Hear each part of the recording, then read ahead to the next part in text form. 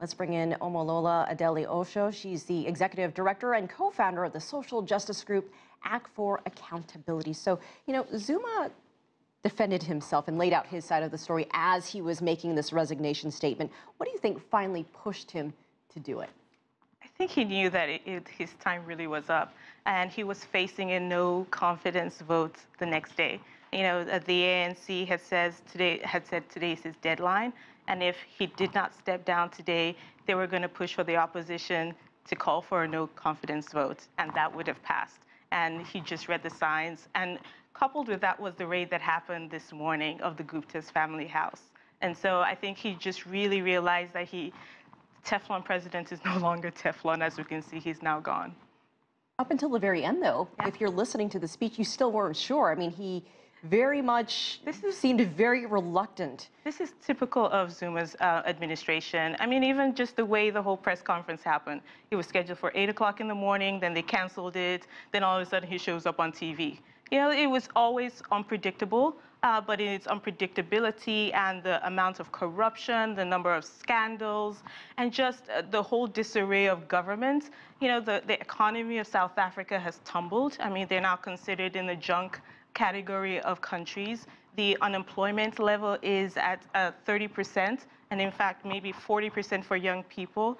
It just was not going to get any better. And I think eventually his time had really just run out. He just couldn't see any more allies, and to have everyone in the ANC really saying, no, you have to go. And Ramaphosa just basically pushing and having everyone rally around him, I think that was when he realized. I also think that there was a little bit of him trying to buy time.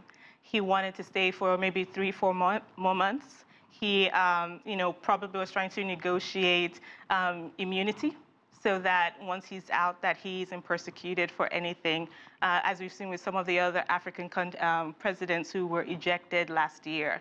So, while he's gone, I think it's overall for the continent, besides South Africa, we're continuing this trend of Africans pushing out leaders that are not serving their electorates. They're the leaders that are trying to change their constitutions so that they can stay longer, and leaders who basically have run their economies into the ground.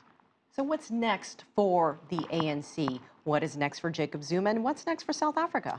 So for South Africa, tomorrow, if they can get a justice, Ramaphosa will be sworn in based on the Constitution.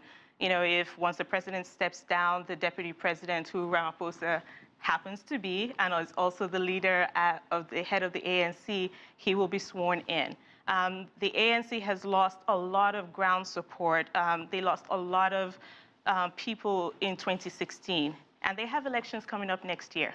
So they're using this as an opportunity to say, we are back to being the People's Party, the party of Mandela.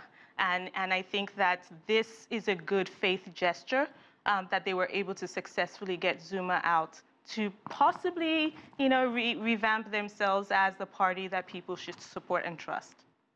20 seconds. What is Zuma's legacy? Corruption. All right, Ms. Osho, we'll leave it there. Thank you so much for your insight.